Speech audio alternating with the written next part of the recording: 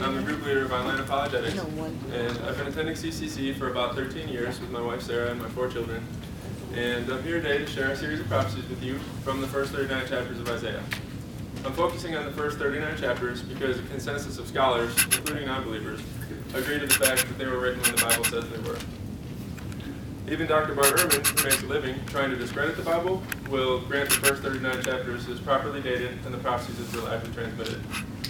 Isaiah was written between 740 and 680 BC.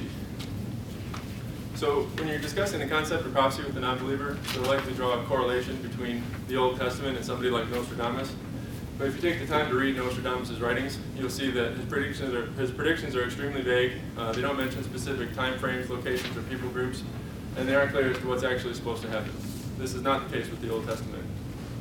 The prophecies in the first 39 chapters of Isaiah serve as an excellent representation of the kinds of prophecies that you can find when studying the Old Testament. They're clear, specific, and literally fulfilled by agencies outside of Israel. So the fact that they're fulfilled by outside agencies is very significant. Imagine I was to tell you that like 6 weeks from now, somebody's going to give you $1 million. And then 6 weeks later, I walked up to you and handed you $1 million. You might be really happy, but you would rightly say that that is not actually a prophecy because I'm the one who predicted it, then I'm the one who brought the fulfillment. But if I was to tell you that 60 years from now, somebody named Bill is going to give one of your grandchildren $1 million, then 60 years later, it happened exactly as I said that it would, then that would be an accurate prediction on my part.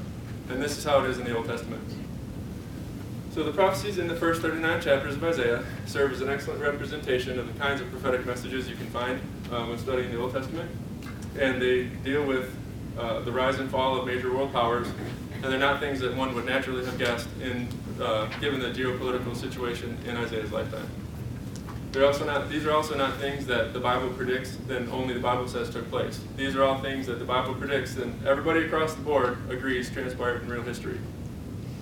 So a couple things that you should know to help you to get a little background for the prophetic messages to help you understand how amazing they really are. First, the land that we know as Israel in Isaiah's time was divided into 2 kingdoms, the northern kingdom of Israel and the southern kingdom of Judah. The other thing is that Assyria was the major world power in Isaiah's time. If you see the dark green section here, that's the Assyrian Empire just prior to Isaiah's lifetime.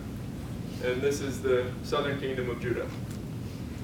So the prophetic messages are woven all throughout the first 39 chapters, but I'll be presenting them in chronological order of fulfillment. So the first prophetic message that I want to share indicates that even though Assyria will invade Israel and Judah, Assyria will not be responsible for destroying Judah completely. This is found in Isaiah chapter 8 and states the following. Therefore, behold, the Lord is bringing up against them the waters of the river, mighty and many, the king of Assyria in all his glory. And it will rise over all its channels and go over all its banks. And it will sweep on into Judah, it will overflow and pass on, reaching even to the neck. And its outspread wings will fill the breadth of your land, O Emmanuel. So it's very important when studying the Bible in general, and Old Testament prophecy specifically, to be aware of the fact that the Bible is very specific in its use of language. So here, Isaiah describes that in the same way that water which suddenly rises up to your neck stops just short of killing you, Assyria is going to stop just short of the final destruction of Judah and causing the exile of the Jewish people. Now this is despite making multiple predictions in the first 39 chapters that do indicate that both Israel and Judah will be destroyed completely and the Jewish people will be exiled. So this is actually a very unlikely guess because not only was Assyria the major world power in Isaiah's time, but they actually had them surrounded once before, near the end of Isaiah's lifetime. So this relates to a very interesting prophecy made in Hosea, which is written in 722 BC, in which God says that Israel will be destroyed by a coming military invasion, but makes the following promise to Judah. But I will have mercy on the house of Judah, and I will save them by the Lord their God. I will save them, but I will not save them by bow, or by sword, or by war, or by horses, or by horsemen. So here, God is indicating that there's going to be a military invasion coming. It's going to destroy the northern kingdom of Israel, but he promises to save Judah, but not by an opposing military force. So this relates to a really fascinating story found in Isaiah chapter 37, in which it describes how Assyrian king Sennacherib had already conquered the northern kingdom of Israel and started the siege of Jerusalem in 690 BC, and then suddenly retreated. This happened towards the very end of Isaiah's lifetime.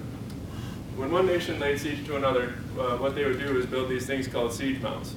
Siege mounds are basically gigantic walls that they would build around a city to wall them in and cut them off from any kind of external resources, including including food, water, and military aid from allied nations.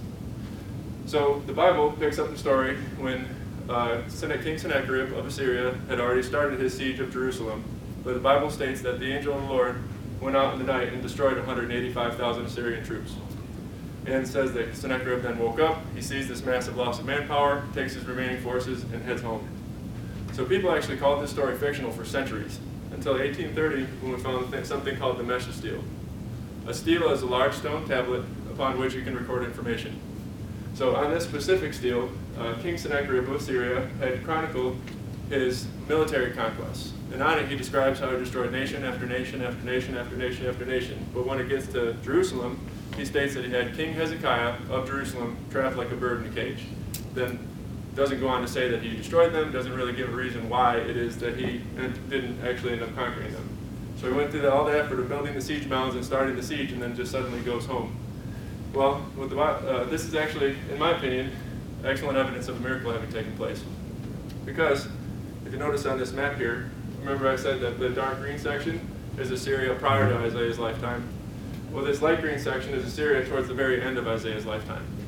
And this is the kingdom of Judah. Wow. So Judah was the only kingdom in all of this Assyrian empire that was permitted to maintain their national sovereignty.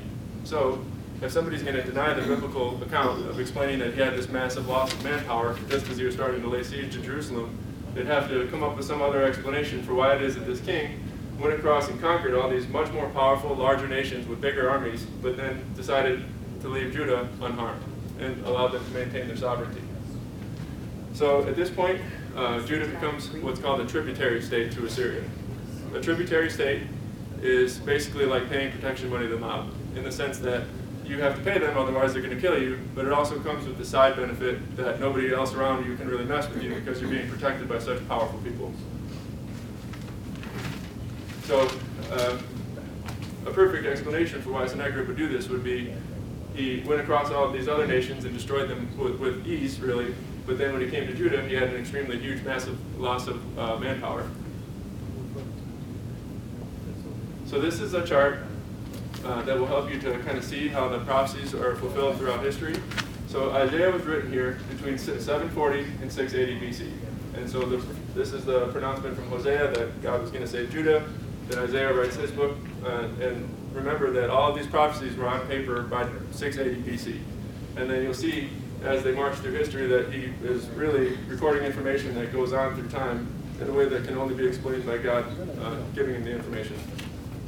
So way over here in 1830 is when we found the Mesha stele. So this intervening period, everybody was saying the Bible made that story up.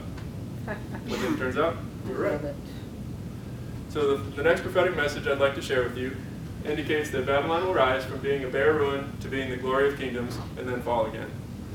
This is actually discerned by taking two different statements made in two separate portions of Isaiah and harmonizing them. The first is found in Isaiah chapter 23, and it describes the state of Assyria towards the very end of Isaiah's lifetime. And it states the following: Behold, the land of the Chaldeans, this is the people that was not. Assyria destined it for wild beasts, they erected their siege towers, they stripped her palaces bare, they made her a ruin.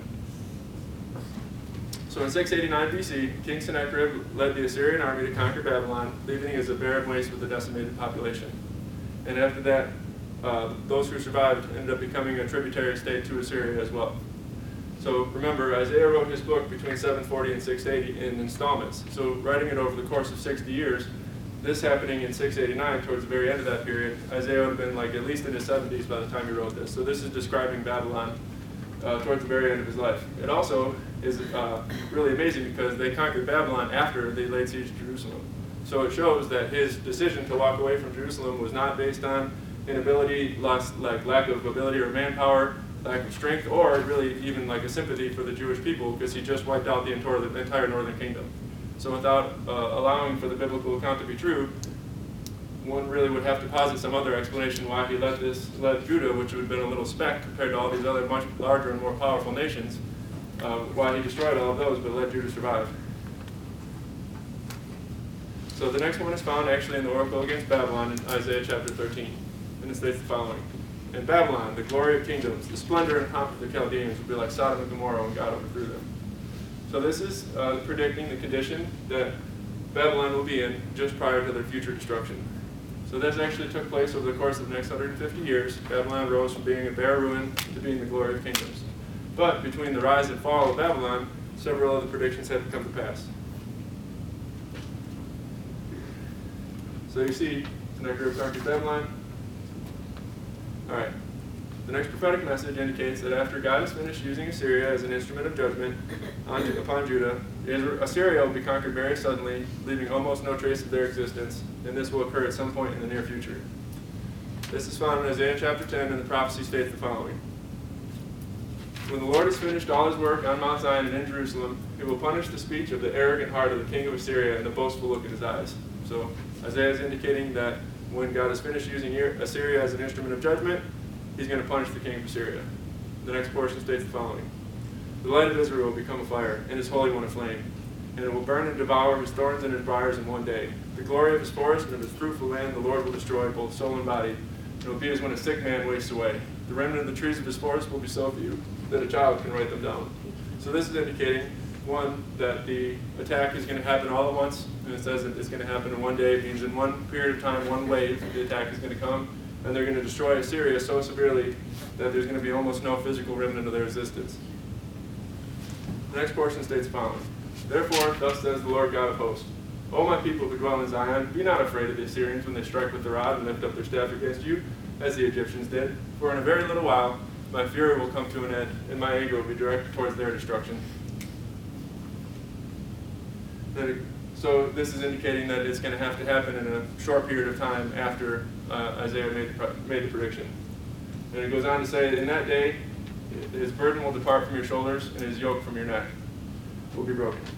So this is indicating that once Assyria is done being used as an instrument of judgment, God is going to destroy them severely. It's going to happen in a short period of time, and at that point, Judah is going to have the yoke of Assyria lifted off of them.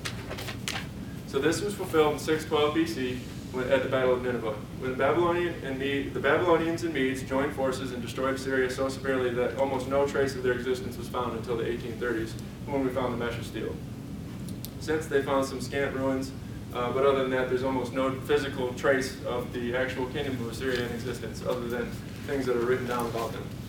So now Babylon has to rise from being a bare ruin to being the major world power, and Assyria has to fall very suddenly, leaving almost no trace of their existence.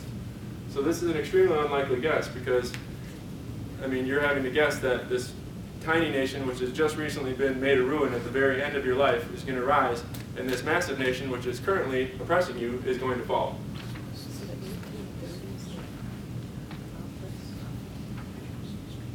That's point number 3 there on your timeline. The next prophetic message indicates that Babylon will conquer Judah and be responsible for the people in Judah being exiled. This is found in Isaiah chapter 39, and it states the following. Then Isaiah said to Hezekiah, Hear the word of the Lord of hosts. Behold, the days are coming when all that is in your house and all that which your fathers have stored up till this day shall be carried to Babylon. Nothing shall be left, says the Lord, and some of your own sons, whom you will father, who will come from you, shall be taken away, and they shall be eunuchs in the palace of the king of Babylon. So now this is also an extremely unlikely guess, because he's having to guess that not the nation which is currently surrounding you on all sides, which is massive and has a gigantic military and it is at the height of their power at the end of your lifetime, it's not going to be them who are responsible for your destruction. It's actually going to be the people that they just conquered. So this is like a wildly unlikely prediction. Also, you have Assyria telling you basically, if you fail to pay this tribute tax that we're giving you, we're going to come in and wipe you out. So now this was fulfilled between 597 and 587 BC when Babylonian king Nebuchadnezzar conquered Judah, besieged and conquered Judah. So both Jerusalem and the temple were in the southern kingdom of Judah. And what he did is he laid siege to the city, and over the course of 10 years he basically waited them out while they starved, became weak, and then he invaded and killed numerous Jewish people, and then took the rest off into exile to Babylon. Exactly as the Bible predicted. So now, this is really fascinating, because when you start to look at the prophecies and you see the way that they're all listed, it indicates a couple of things. And one is the fact that he's predicting that these things have to happen in a certain order. So he's basically saying that Assyria had to fall before Judah did, because Judah still had to be around for Babylon to conquer them after the yoke of Assyria was broken. Right?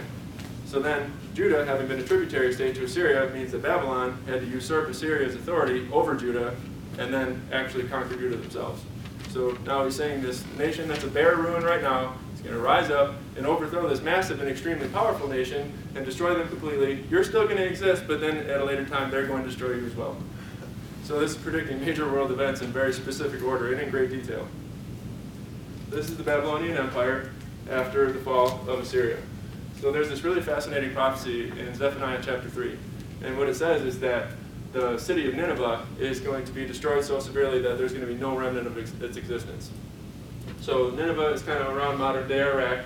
And it's, if you read the book of Jonah, God states that prior to this happening, he says that he wants to have mercy on the kingdom of Assyria and Nineveh specifically because he says there's 120,000 people who don't know the right hand from the left. So he's basically saying there's 120,000 children just in Nineveh alone. So this is a massive city, in a massive empire. And so Babylon comes in and takes them out in one shot. That's point number 4 on your timeline. The next prophetic message indicates that Babylon will fall to the Medes, then the Jewish people will return from exile. This is back in the oracle against Babylon from chapter 13, which pronounced that it would become the glory of kingdoms, and it states the following: Behold, I am stirring up the Medes against them, who have no regard for silver and do not delight in gold. Their bows will slaughter the young men, they will have no mercy on the fruit of the womb, their eyes will not pity children, and Babylon, the glory of kingdoms, the splendor and pomp of the Chaldeans, will be like Sodom and Gomorrah when God overthrew them.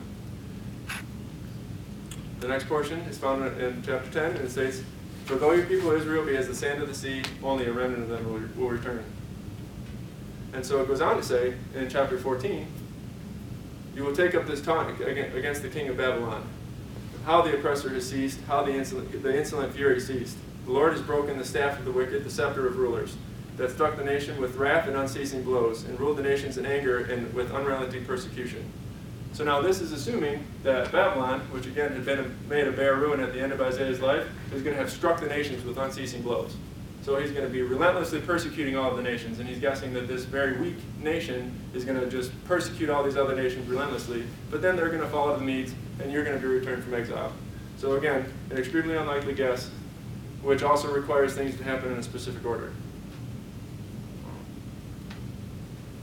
Okay, so this was fulfilled in 539 BC when King Cyrus led the Medo-Persian army to conquer the kingdom of Babylon.